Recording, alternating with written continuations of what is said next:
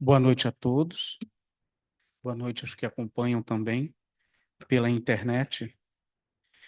É uma honra muito grande poder estar aqui hoje para que juntos nós possamos teorizar e estudar e partir daqui para a nossa prática cotidiana, né? Lembrando que a responsabilidade é sempre de todos nós que somos espíritas.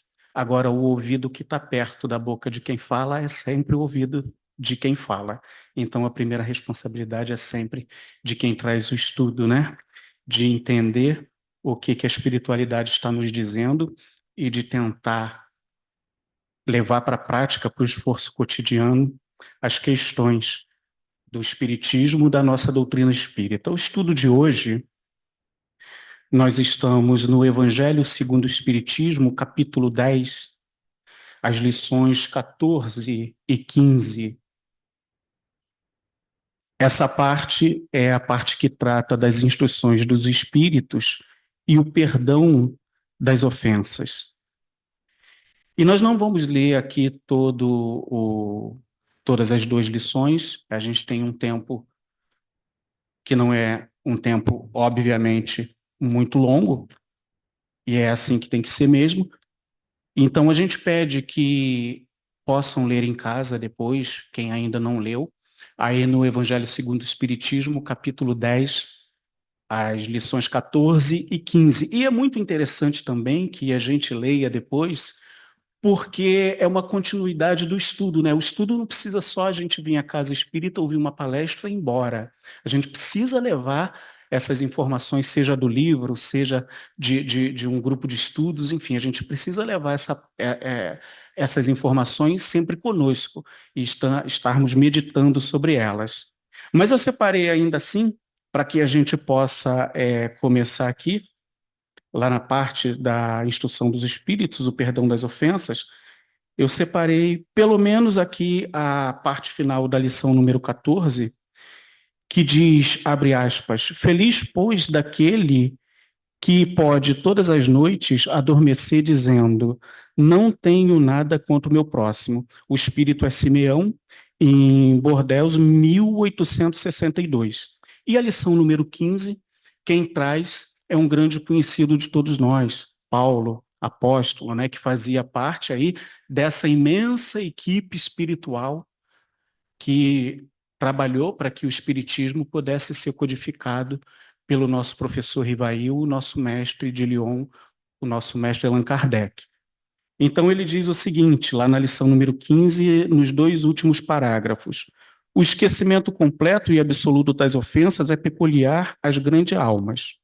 O rancor é sempre sinal de baixeza e de inferioridade. Não ouvideis que o verdadeiro perdão se reconhece muito mais pelos atos do que pelas palavras. Paulo Apóstolo, Lyon, 1861. É muito interessante que possamos ler depois, em casa, com mais calma, essa lição, porque Paulo vai, dentro dessa lição, fazendo com que a gente vá olhando para cada um de nós, se auto-refletindo, se auto-buscando, se auto-entendendo, se muitas vezes a mágoa que nós trazemos, o perdão que nós não queremos dar, se nós não fomos aquele grande causador, se tudo aquilo não aconteceu verdadeiramente por causa de nós. Então, ele vai trazendo uma reflexão muito interessante, muito importante, que nos leva a fazer uma autoavaliação diante dos dramas, né, dos probleminhas e dos problemões que todos nós vamos passando na nossa vida, nessa vida que não tem outro sentido a não ser interagir com o próximo. E isso é muito importante para todos nós. Antropologicamente, nós podemos dizer que se vivêssemos isolados numa ilha, talvez seja o sonho de muitos de nós, né? Mas se vivêssemos isolados numa ilha com tudo ao nosso alcance, a nossa evolução seria provavelmente bem pequena. Imagina você numa ilha deserta, tem tudo ali, né? Tem sombra e água fresca, você quer comida, fruta, você tem ali ao seu alcance. De repente você não ia nem pentear o cabelo, né? Quiçá outras coisas. Mas no momento em que o outro aparece, isso muda tudo. Isso muda tudo. E muda tudo em nossas vidas. Nós dependemos muito do outro para evoluir. Não é à toa que Jesus nos recomenda, né? Que quando dois ou mais estiverem reunidos em seu nome, dois ou mais, né? Ele não fala sozinho, embora a gente saiba que a oração, o verdadeiro templo é o nosso coração, e é ali que nós devemos, né, nos remeter a Jesus, mas ele recomenda que quando dois ou mais estiverem orando em seu nome, ele estará presente. E nós confiamos plenamente que Jesus está presente hoje aqui conosco, porque nós somos dois ou mais, né, muito mais, reunidos em nome dele. Então, o outro tem uma importância fundamental na evolução de todos nós. Basicamente, nós não evoluímos sem a presença das outras pessoas, sem interagir com as outras pessoas. É um pouco lamentável, diante dessa alta modernidade, desse começo do século XXI, tantas doutrinas que nós vemos por aí, né, a partir dos coaches, né, principalmente, recomendando a solidão, né? A solitude, ela é importante, é um momento de reflexão importante para todos nós, né? Mas alguns chegam ao ponto de recomendar mesmo o afastamento, né? Que a gente deve se afastar para ser feliz a qualquer custo, né? Haja o que houver. A pouca preocupação com o outro, nesse começo de século XXI, realmente nos chama atenção. E se nós considerarmos que nós somos espíritas, que é o terceiro consolador, desculpa, que é a terceira revelação, o consolador prometido. Além de espíritas, nós reencarnamos aonde? No Brasil, que é a pátria do Evangelho. Para completar esse quadro, a gente ainda está na transição para a regeneração. Então, essa combinação espírita, pátria do Evangelho, momento da regeneração, e nós, ela é muito importante. Mas nós vamos voltar nisso daqui a pouco. Então, o perdão nas relações pessoais. A cabeça desse capítulo são as parábolas, né? São retiradas do Evangelho, e entre elas tem lá aquela que diz que nós devemos perdoar 70 vezes 7. Então, vai se fazendo ali a espiritualidade, todo um trabalho de esclarecimento em cima dessas palestras. Agora, é muito importante a gente perceber que no atual momento evolutivo da grande maioria de nós, nem sempre nós damos maiores passos pelo que passamos a fazer, mas muitas vezes pelo que deixamos de fazer, né? É algo muito importante. Nessa média em que estamos, né? Em que está a maioria de nós. E aí, além de nos recomendar as práticas do bem, o nosso Mestre Jesus, a doutrina espírita, há uma recomendação também para vários modos de nós estancarmos o mal. Porque nem sempre nós vamos conseguir fazer todo o bem que é preciso que se faça. Mas, muitas vezes, nós vamos conseguir deixar de fazer algo que seja prejudicial. Então, entre essas recomendações que a espiritualidade, que o Evangelho vai trazendo, para que a gente aprenda, se já não conseguimos fazer todo o bem possível, pelo menos estancar, romper para que o mal prossiga, entre elas aparece o perdão como como um importante instrumento de evolução espiritual para todos nós. A gente precisa também lembrar que perdão não é necessariamente esquecer. A questão do esquecimento está ligada à memória, é uma questão neurobiológica. Entretanto, com o passar do tempo, se esse perdão é real, se esse perdão é verdadeiro, a gente ou esquece ou praticamente esquece tudo aquilo que aconteceu, porque deixa de perder a importância. E quando a mágoa pela qual a gente passou, que achamos que passamos, né? Porque nem sempre nós estamos certos na situação, quando ela perde a importância, quando ela deixa de incomodar, esse seria o esquecimento, né? A metáfora do esquecimento, trazido também pelo Paulo, o apóstolo, nesse comentário que a espiritualidade faz no Evangelho segundo o Espiritismo, no capítulo 10, lá na lição número 15.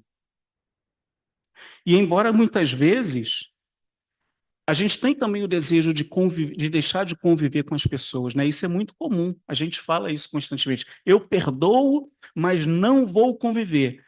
Não há uma necessidade, pelo menos se a coisa fica bem resolvida, de se conviver. Mas muitas vezes a gente deixa de conviver, a gente perdoa e se afasta porque a gente quase sempre tem medo que a mágoa se repita, né?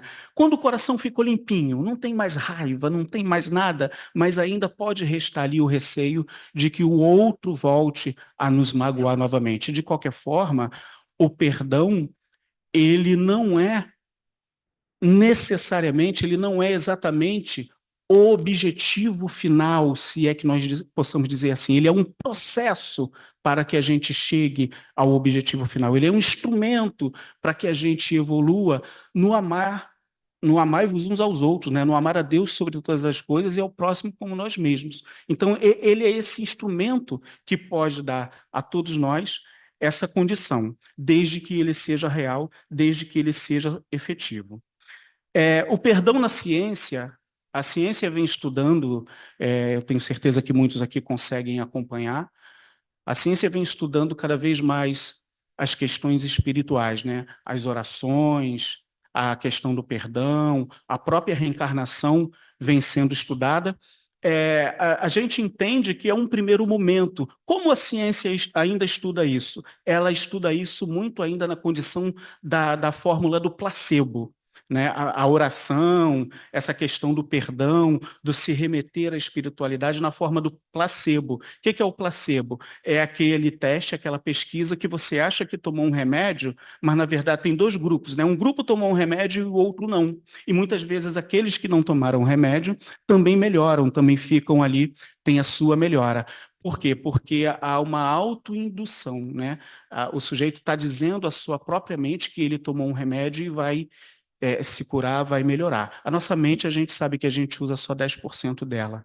Ela é muito mais, ainda tem 90% a ser desvendado. Então, a ciência ainda estuda as questões espirituais nessa condição. Deixa estar, sabemos cada um de nós aqui que não é placebo coisa nenhuma, né? Que quando a gente faz o trabalho de caridade, a espiritualidade vem sim. Quando a gente exercita o amor ao próximo, a espiritualidade vem sim. E quando a gente perdoa de verdade, a espiritualidade vem sim. Vem o quê? Vem nos ajudar, vem nos harmonizar, né? Vem nos trazer a felicidade e a alegria de nós podermos evoluir bem e um pouco melhor a cada dia com o nosso próximo. Mas para a ciência ainda funciona como se fosse a fórmula do placebo. Mas eles dizem o seguinte, que o esquecimento que o perdão nos ajuda a viver mais. As pessoas que perdoam, segundo o estudo eu não vou falar inglês, o meu inglês é péssimo, vocês não vão gostar, do jornal behaviorista, da medicina behaviorista nos Estados Unidos, ele diz que as pessoas que perdoam, elas têm uma tendência a viver mais, pelo menos entre 10, 15 a média, e até 20 anos, do que aquelas que guardaram seu rancor e seguiram adiante sem perdoar. As pessoas que fazem a prática do perdão, aí já um outro estudo de 2001 da revista Ciência Psicológica, também uma revista americana, ele vai dizer que as pessoas que perdoam, elas são menos nervosas, elas têm uma tensão muscular menor, elas envelhecem menos do que aquelas que guardam tanto rancor, né, que recarregam o seu corpo, as suas fases, as suas faces ali, os seus nervos, com essas energias que todos nós sabemos quando a gente fica bem contrariado ou bem magoado, né? Nos problemas da vida, a gente tem basicamente duas tendências. Ou a gente se irrita e fica com raiva, ou a gente se magoa e entristece, né? Geralmente tem uns que tendem mais para um lado e outros para outro, mas são duas condições que não vão fazer verdadeiramente bem a nenhum de nós. E perdoar, ainda diz aqui, que traz, isso mesmo, traz uma um grande reforço para o sistema imunológico de cada um de nós, segundo a Sociedade de Medicina Comportamental dos Estados Unidos, inclusive para os doentes de HIV, que nós sabemos que é aquela doença que ataca diretamente na imunidade, né? E aí o teste feito com esses doentes provaram que a imunidade daqueles que passaram ali pela questão do perdoar, essa imunidade realmente aumentou para os doentes e para os não doentes também. Aí a gente começa, então, a falar do auto-perdão.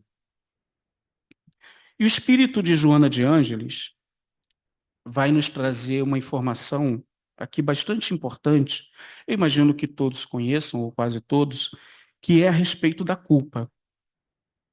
E ela diz o seguinte: são liberados conflitos que a mascaram, levando a inquietações e sofrimentos sem aparente causas, erros equivocados na inconsciência. E aí ela vai dizer que o sentimento de culpa em cada um de nós, dependendo do temperamento de cada um de nós, pode verdadeiramente adoecer o nosso psicoemocional, trazendo, não raro, muitas doenças que nós chamamos de doenças modernas, né? Doenças da modernidade, que é a depressão, o pânico. A ansiedade, então, é um caso muito sério, né? Às vezes é raro a gente não conhecer alguém que não esteja sofrendo com ansiedade. Mas aí, então, Joana vai dizer, através de Divaldo Franco, que o sentimento de culpa, ele vai acarretar, ele pode acarretar essas questões. E também pode se psicossomatizar, ou seja, a partir da psique de cada um de nós, através do nosso psicoemocional, esses sentimentos, essas energias que a gente vai cultivando ali no sentimento de culpa, podem sim se transformar em doenças patológicas através do nosso corpo. E é muito interessante que a gente saiba disso, por quê? Porque muitas vezes a gente tem uma grande dificuldade de se perdoar. É verdade, não são todos, né? Que bom que não são todos, mas a gente ainda carrega muitos sentimentos de culpas, coisas que nós gostaríamos de ter feito diferente, mas nos lembramos que não fizemos quando tivemos a chance. De qualquer forma, cada dia é um dia novo e a gente pode acordar num dia novo e entender que é um novo momento, é uma nova chance, que nós podemos ter uma prática de vida diferente. Se nós tivemos a oportunidade de fazer diferente, nós não fizemos, não importa, outras oportunidades de alguma forma vão nos aparecer. O que a gente não pode é carregar para sempre uma culpa, um sentimento de dor de culpa, porque verdadeiramente isso vai fazer mal a cada um de nós. Ah, mas eu sou um atleta, eu sou marombeiro, eu sou do fitness, isso não vai me atingir. Tudo bem, a gente não sabe qual vai ser a condição de cada um de nós quando nós chegarmos na espiritualidade, né? Quando nós passarmos do corpo material para a vida espiritual. De qualquer forma, é importante que a gente entenda que o auto-perdão é fundamental para que a gente consiga ter uma vida dentro de nós mesmos mais saudáveis. E existem várias formas, né, da gente ir botando a nossa conta. Eu sei que é bom, pelo menos a minha conta lá em cima, ela é bem vermelha, né? E aí a gente tem essa chance de fazer um trabalho na casa espírita, de vir trazer um estudo do qual todos nós, inclusive o palestrante, precisa ser aproveitador.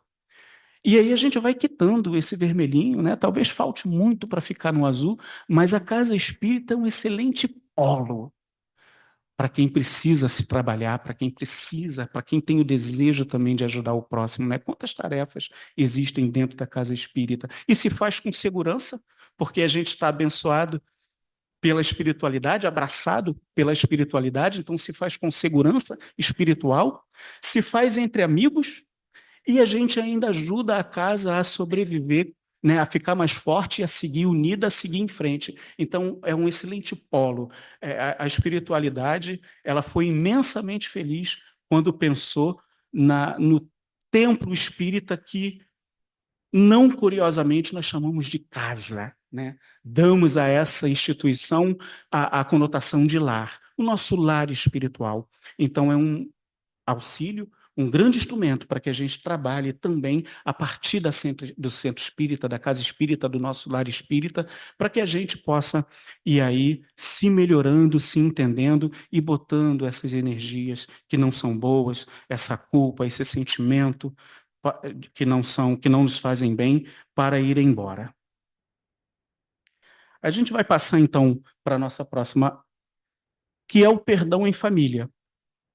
Aí, quando a gente fala do perdão em família, a coisa já começa, né, a ficar ainda mais séria, se é que tudo isso não é algo muito sério. A gente sabe que os laços familiares, eles são planejados, existe um plano de reencarnação para todos nós, né? Nós não estamos na família errada, não estamos no país errado, nós não estamos nas relações erradas. Muito raramente, para quem já leu lá Os Mensageiros, consegue-se ter encarnações a partir de um não planejamento da espiritualidade superior, né, ali compactuando com a espiritualidade que nós chamamos de inferior, os nossos irmãos ainda em estado de inferioridade espiritual. Quem já leu Os Mensageiros, se eu não me engano, no terceiro capítulo, é possível que isso aconteça, mas é algo muito raro. Em geral, né, na imensa, na absurda maioria, há um planejamento reencarnatório, há um planejamento espiritual, e a gente vem na família que a gente precisa ter, na família que a gente merece ter. Essa questão é muito interessante porque a gente se lembra dos espíritos livres que nós não somos ainda. E por que que nós não somos? Porque muitas vezes a gente vai levando as questões do não perdoar, as questões do mal conviver, as questões da vida que a gente ainda dentro daquele orgulho, vaidade, egoísmo, ainda faz tanta questão, a gente leva para a vida espiritual, né? E o campo de Jesus imenso precisando de trabalhadores. Aí a gente vai lá, dá de cara com a nossa realidade espiritual, e aí, quando seria, de repente, o momento, né? Já temos algum estudo, né? Já temos algum preparo, quando seria o momento de voltar, não como missionário, mas com uma tarefa mais apurada para ajudar o campo de Jesus, que é imenso, a gente não pode, porque errou tanto, deixou de perdoar, fez tanta questão daquelas coisinhas e volta atrelado, né, que não são laços, são nós que precisam ser desfeitos, volta atrelado ainda a uma série de circunstâncias e irmãos nossos que nós precisamos amar, aprender a amar, a gente volta atrelado para dar conta disso. E a gente fica imaginando, né, é verdade, né? A gente fica imaginando o tempo que nós possamos ter dado tanta volta em torno disso para se acertar. Por outro lado, a gente tem alguns espíritos, né, que a gente observa que estavam totalmente livres. Totalmente talvez seja um exagero, mas bastante livres para fazer um trabalho maior. A gente pode citar, por exemplo, o Chico Xavier. Imagina se Chico Xavier tivesse todas essas picuinhas que a gente costuma levar em consideração, se ele seria tão livre para voltar e fazer o trabalho que fez, né? Se Teresa de Calcutá seria tão livre para voltar e fazer o trabalho que fez, e assim tanto, né, o nosso próprio codificador, Allan Kardec, é claro que a gente, né, se Chico dizia que ele era a pulga do leão dos circos romanos, né, que trucidavam ali os cristãos, a gente fica se perguntando quem que a gente é, então ainda, né? Mas é um caminho e todos nós vamos a essa evolução, né? O livre-arbítrio é um poder muito grande que Deus nos deu, mas existem leis de Deus que nós não vamos poder, nenhuma delas, na verdade, nós não vamos, por mais que a gente tente retardar, e a evolução é uma, e nós vamos evoluir. O próprio Cristo disse, né, que nós vamos evoluir a sua perfeição, ele que foi o espírito mais perfeito que pisou no planeta. E a gente fica se prendendo nessas coisinhas, né? Eu imagino a espiritualidade olhando lá de cima, tanto trabalho para ser feito, tanta coisa para fazer, e o indivíduo lá esquentando a cabeça com essa coisinha aqui, o outro, né, mais um probleminha que teve ali, e vai se prendendo a uma série de coisas, em vez de se liberar, de procurar a bússola que é a doutrina espírita, que já nos traz o evangelho muito bem explicado, a gente não vai ser perfeito, não nessa encarnação, mas essa bússola poderosa, ela pode nos orientar sim, e a gente muitas vezes vai se prendendo às questões que são irrelevantes para a espiritualidade. E aí a gente chega numa questão que a gente vai passar aqui adiante, que são o que é o perdão nas relações afetivas e conjugais, que é aquela coisa que ainda embaralha a cabeça de muita gente, né? Talvez seja ainda para todos, ou pelo menos para a maioria de nós, o perdão mais difícil, né? Quando se trata, por exemplo, de ser traído pelo companheiro, pela companheira, pelo namorado, pelo cônjuge. Nós somos, ainda mais nós que somos homens brasileiros num país latino, né? Aquela latinidade ainda, aquela cultura ainda. Realmente é um processo que não é fácil para cada um de nós. Agora, a gente precisa entender que, muitas vezes, a fraqueza do outro poderia ter sido a nossa fraqueza também. É verdade, eu sei, cada um de nós sabe aonde o nosso calo aperta. Quem está de fora é sempre muito difícil de falar, né? Cada um de nós sabe as dores que passa, o coração de cada um de nós pertence a nós e a Deus. Todavia, a gente precisa entender que levar qualquer tipo de rancor, mesmo que seja numa relação afetiva, conjugal, pessoal, é a mesma falta de perdão que vai nos causar todos os males que já foram citados aqui anteriormente. E é claro, a gente entende que ninguém vai ser obrigado a continuar convivendo, a continuar vivendo junto, né? Mas muitos estudos comprovam, a gente não está querendo botar nada na cabeça de ninguém, a gente só está trazendo aqui o que a doutrina espírita passa para a gente e a ciência também que vem comprovando. Os estudos científicos que nós já citamos aqui, comprovam que os casais que conseguiram superar esse tipo de problema, não são todos, mas superar mesmo, coração limpinho, totalmente limpo, conseguiram muitas vezes fortalecer a sua relação, criar um índice maior de confiança e de felicidade. Bom, não é uma fórmula, não é uma receita, né? Mas é uma reflexão que cabe a cada um de nós. Aqueles que possam passar, que já tenham passado por esse tipo de problema e ainda não conseguiram de verdade tirar de dentro do seu coração. Vale também procurar o livro Sexo e Destino, de André Luiz e Chico Xavier. Eu imagino que a maioria aqui já tenha lido, que é um livro muito interessante que vai contando a trajetória de uma família e de seres afins através de encarnações com circunstâncias voltadas para a traição conjugal, com circunstâncias voltadas apenas para o apelo sexual, e aí como essa família vai se magoando ao longo do tempo e como eles vão se agredindo mesmo violentamente a ponto de cometerem assassinatos ao longo do tempo. Então, também é um estudo muito interessante para que a gente possa entender o que o não perdão nessas circunstâncias, né? Ninguém está dizendo que você tem que continuar casado, pelo amor de Deus, mas o não perdão ele pode trazer esses agravos. O perdão ele vai ser importante sempre. Mas o que é traição? A princípio, é tudo aquilo que vai de encontro ao acordo da fidelidade. Se há uma fidelidade, se há um acordo, qualquer coisa que saia desse acordo pode ser entendido como traição. E até o não dito também. Porque se você faz algo, se a gente faz algo, se eu faço algo que eu tenho certeza que a minha namorada, ou a minha companheira, ou a minha esposa não vai gostar, eu já estou cometendo alguma coisa, ou que eu não gostaria que ela fizesse comigo, eu já estou cometendo alguma coisa que não é legal. E a gente entra nessa modernidade com um aparato muito grande de instrumentos, né? A gente vai ver, por exemplo, nas relações virtuais, como determinadas coisas são muito fáceis para que se aconteçam. E algumas pessoas que até acham, mas virtualmente não é traição. Se você está fazendo com alguém aquilo que você não gostaria que fizesse com você, já tem alguma coisa de errada aí, né? E a gente precisa também atualizar as nossas mentes, atualizar as nossas cabeças.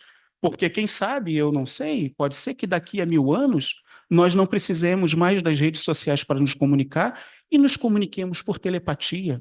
E aí pensamento vai ser traição. Como já dizia Jesus lá na parábola, que se você pensa em traição, você já de algum modo está cometendo a traição.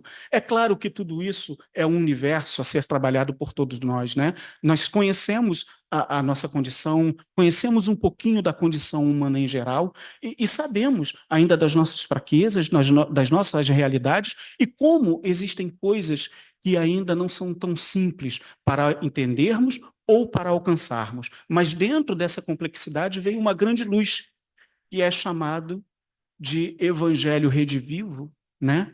Que é a doutrina espírita como um farol imenso irracional, jogando luz em todo esse conhecimento para todos nós.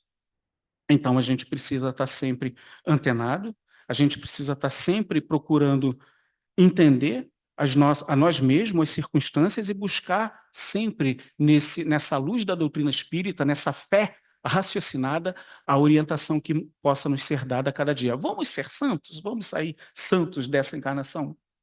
Claro que não, né? Não, não temos nenhuma pretensão disso. Até porque qualquer um de nós, aqui dentro desse recinto, qualquer um de nós que nos acompanha agora pelo canal do CO e no YouTube, pode cometer qualquer desses erros, né? A gente não está, nós não somos infalíveis, mas se a gente já sabe que é um erro primário e se a doutrina já nos esclareceu, a gente tem tudo para acertar. Ademais, não só para essa questão como para todas as outras, vale o esforço útil, né? Você olha muitas vezes para o seu filho e você vê que ele não está acertando, mas o danado está se esforçando. E aí tem mérito isso, não é verdade? Agora, quando a gente é permissivo com nós mesmos, quando a gente, né, passa a mão na nossa cabeça e vai levando, isso é altamente prejudicial para a nossa espiritualidade. Então, Jesus não espera a perfeição do seu rebanho, porque ele conhece muito bem o seu rebanho, melhor até do que a gente, porque a gente nem se lembra da nossa encarnação anterior e ele tem todo o nosso histórico. Mas, com certeza, a espiritualidade preza o esforço que nós podemos fazer no nosso cotidiano, buscando a melhoria, buscando a reforma. E aí a gente lembra mais uma vez que o perdão também é um grande instrumento para a nossa reforma, é um grande instrumento evolutivo para cada um de nós. E que não é simples. Verdadeiramente, perdoar verdadeiramente não é simples, mas a gente precisa fazer o esforço cotidiano diante das circunstâncias. Então, já falamos do cotidiano das relações, e uma questão que é muito interessante e que me veio bem recentemente, né, a minha família está acompanhando pelo YouTube, e eu falei que teria uma questão que eu traria, que me aconteceu bem recentemente, que nós podemos chamar de microperdões. E não problematizar as coisas. E assim, problematizar é comigo mesmo, cientista social e jornalista, problematizar não tenho nenhum problema para isso, mas não o cotidiano da convivência, né? Então, essa coisa que muitas vezes a gente tem de problematizar, de querer esticar o acontecimento, né? De querer esgarçar o acontecimento até ele zerar, não, vamos zerar aqui tudo. É muito mais fácil, através de algo que a gente possa chamar de micro-perdões, relevar coisinhas mínimas do cotidiano que não vão fazer a mínima diferença no final de tudo. E às vezes não é nem micro-perdoar, porque o outro, é apenas isso. Então é também entender essa diferença, entender essa diversidade. Um outro grande poder que Deus deu a todos nós é a individualidade. Todos nós, 8 bilhões de pessoas no planeta, isso é incrível, ninguém é igual. Passa a impressão digital para ver se é. Passa esse desenho da retina naquela maquinazinha para ver. Passa a voz para ver se é.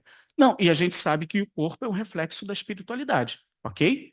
Né? Tudo que acontece na matéria aconteceu primeiro na espiritualidade. Então, somos seres individuais. Que bom, porque existe uma ideia de união em que a gente juntos, cada um vai poder dar o seu individual para que a casa espírita avance, o trabalho avance, né, o movimento espírita avance, o país, a sociedade, o mundo, o planeta, para que a gente se harmonize com a espiritualidade. Então, essa individualidade, essa diversidade, quando a gente não perdoa isso, a gente está, de algum modo, se colocando contra o próprio Criador, que fez a diversidade muito grande, cada povo a sua cultura, cada etnia uma pigmentação da pele, né?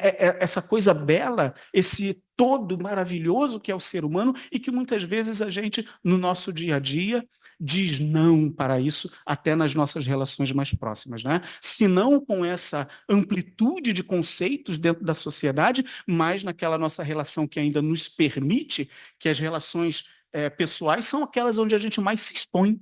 Não é verdade? É onde a gente dá mais ao outro o direito de nos conhecer e o outro, quase sempre, ou deveria ser assim, se dá também o direito de nós nos conhecermos melhor. Então, às vezes, a gente vai se dando ao luxo dessas coisinhas, quando na verdade a gente deveria fazer por menos, passar adiante, porque no final do dia isso já ficou lá para trás e talvez não tenha, talvez não vai ter a mínima influência no não que foi dito, em alguma coisa que não foi feita, em algo que se esqueceu, em algo que não se quis fazer, enfim, coisas tão simples que não vai fazer diferença nem no final do dia e menos ainda no final da nossa encarnação. Né? Na psicologia positiva, isso vai ser chamado de flow. De alguma forma, vai ser chamado de flow, que é quando a gente consegue passar por essas coisas pequeninas. A gente tem aquela questão do flow, que é dar conta do que precisa ser dito, ser feito, desculpem, né? Aquelas tarefazinhas chatas do nosso dia a dia, quando a gente faz, a psicologia positiva chama de flow. Mas esse outro lado do flow que é a gente conseguir passar por essas coisas que a gente pode chamar até de picuinhas, né? E que, se acumularem tanto, vão nos dar aquelas algemas que a gente falou ainda há pouco, de ter que ficar vindo para repetir, para tentar refazer, porque o objetivo final de todos nós não é laço, não é nó, é laço, né? E não é antipatia, é simpatia, é amar o próximo como a nós mesmos. Como o perdão é a válvula propulsora da evolução de todos nós, a gente precisa entender qual o efeito que ele tem dentro da nossa sociedade. Ah, mas por quê? Nós estamos no Brasil, que é a pátria do Evangelho. A maioria já deve ter lido. Brasil, Coração do Mundo, Chico Xavier. Ali com Humberto de Campos, né? A gente está entrando na era da regeneração.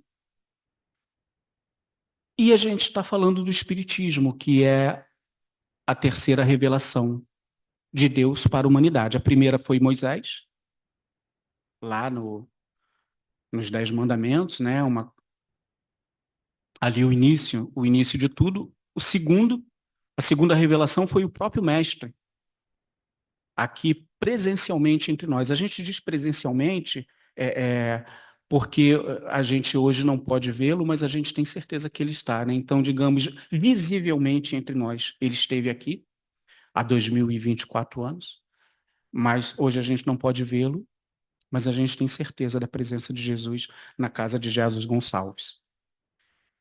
E a terceira revelação, que é o Espiritismo, que é o Consolador prometido, que veio trazer toda essa informação que não era possível que se tivesse naquela cultura, naquela época, naquela sociedade na qual Jesus veio, né? A sociedade hebreia, que no conceito da antiguidade é a única sociedade no mundo que tinha o monoteísmo. Todas as outras sociedades eram politeístas, sem exceção. A única monoteísta eram os hebreus. Por isso eram o povo escolhido, porque já acreditavam, já confiavam na questão do Deus único.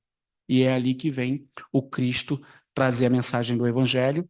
E aí a gente vai ter, mais tarde na França, né, no século XIX, o professor Rivail, o nosso codificador Allan Kardec, ali com uma equipe imensa. Quem já estudou aí como foi feito o Livro dos Espíritos, é uma pesquisa muito grande, tanto indutiva quanto dedutiva, empírica. É uma pesquisa muito ampla, mas muito ampla. Aristotélica, platônica, enfim. O Allan Kardec, ele era tanto das humanas como das ciências, das ciências humanas como das exatas também, e ele fez realmente um trabalho grande com a equipe encarnada e a equipe desencarnada. Então, se a gente tem um momento que é um momento de transição e a gente confia que há um futuro reservado para o Brasil enquanto pátria do Evangelho, e se a gente precisa se sentir inserido dentro disso. Eu não estou dizendo que é o que façam, mas a gente não pode só ir para a casa espírita, estudar e pronto. A gente tem que ter um olhar mais amplo, confiar em Jesus, mas ter um olhar mais amplo de onde nós estamos inseridos, né? O que é esse Brasil que tem a missão de levar, não é levar o espiritismo, não é levar religião. Religião no futuro, pelo que a gente vê com Leon Denis, né, quando se perguntam para ele se o espiritismo é a religião do futuro, e ele responde que não, é o futuro da religião, e isso é muito diferente. Em outras falas que a gente pôde observar de próprias palestras do presidente da FEB, Não é levar o espiritismo para. Não é converter o mundo ao espiritismo, porque religião muitas vezes é cultura. Religião muitas vezes é cultura. Eu conheço, imagino que os irmãos, as irmãs devam conhecer. Um número grande de pessoas que não são espíritas, que professam as suas religiões, que são frequentadores das suas casas religiosas, e aí a gente está falando desde o budismo, passando pelo catolicismo e chegando às matrizes africanas, mas que vem buscar no espiritismo o conhecimento da reencarnação, o conhecimento do que é o plano espiritual, inúmeros. Né? Inúmeros. Que bom, que felicidade, porque nesse sentido, religião passa a ser cultura e Deus sempre um só. Então, é essa questão do Brasil, não é levar a religião, é levar o amor. Como isso vai se dar? Aí é uma outra história. Mas qual o nosso papel na regeneração, encarnados numa pátria em que vai levar o amor para o mundo? E o que o perdão tem a ver com isso? A gente foi buscar algumas questões que. Então, tá lá, perdão, mais espiritismo, mais Brasil, mais era da revolução, mais você. O que isso tem a ver com o seu futuro espiritual? Nosso futuro espiritual, né? A gente foi buscar o início de tudo. E por que a gente foi buscar? Porque isso ainda é muito forte em muitos de nós. O Código de Hammurabi, que é a lei de Talião. Talião não foi uma pessoa, ok? Talião é um conceito. A gente até anotou aqui os radicais gregos, né, para explicar o que é um instrumento de publicação, mas depois vocês podem procurar isso para a gente ganhar tempo. Então, o Talião não é uma pessoa, é um conceito. Hammurabi, sim, foi um rei que governou ali na Babilônia por volta de 1700 a.C. O Código de Hammurabi, ele é gravado em pedra, existe até hoje, está no Museu do Louvre, e é muito interessante porque a gente passou a conhecer o Código de Hammurabi como a lei de Talião e a lei do dente por dente, do olho por olho. Como muitas vezes nós fazemos no nosso dia a dia. Ok, a gente não faz, mas a gente pensa. Ah, muita gente ainda pensa. Né? A gente não quer que ninguém, a priori, nós somos espíritas, nós não queremos que ninguém sofra, que ninguém tenha problemas, né? Mas vai dizer que às vezes a gente não fica, também, né? Quem mandou? Né? Pelo menos agora estamos livres. Ainda somos seres humanos. Ainda somos humanos. Ainda é a nossa condição. O importante é que a gente entenda que é uma condição que precisa passar. Então, o Código de Hammurabi, a lei de Talião, ela trazia o dente por dente, olho por olho, e vai aparecer no Levítico mais tarde. O Levítico pega o código, partes do Código de Hammurabi, e ele vai trazer. Deixa eu ver se eu encontro aqui. Ele vai trazer lá no Levítico, capítulo 24, 19 a 21. E o Levítico, ele faz parte da Torá judaica, que faz parte da Bíblia, né? A gente já estudou aqui a história do Espiritismo, como é que tudo foi feito, como é que tudo foi codificado, meu tempo está dando. Mas o que a gente precisa dizer? Que se nós queremos um país que vai espargir o amor para o mundo, a gente não pode ter o sentimento de lei de talião com as circunstâncias. O problema que alcançam as pessoas são diferentes, nós somos seres diferentes. Alguém aqui pode entrar num processo de depressão por causa de um problema e outro não. Um problema pode atingir a mim de forma severa e a outro não. Nós não podemos julgar as pessoas com esse teor, com essa profundidade.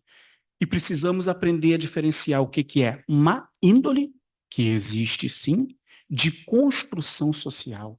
Então, todas essas coisas que possam nos servir, a gente precisa ser muito mais cristão espírita do que talionense, ok? Que isso tudo possa nos servir para que a gente reflita e para que a gente entenda que o perdão, também nesse sentido, não é a falta de punição, mas o não querer matar, o não querer que morra, faz parte de quem é espírita e de quem se compreende como espírita.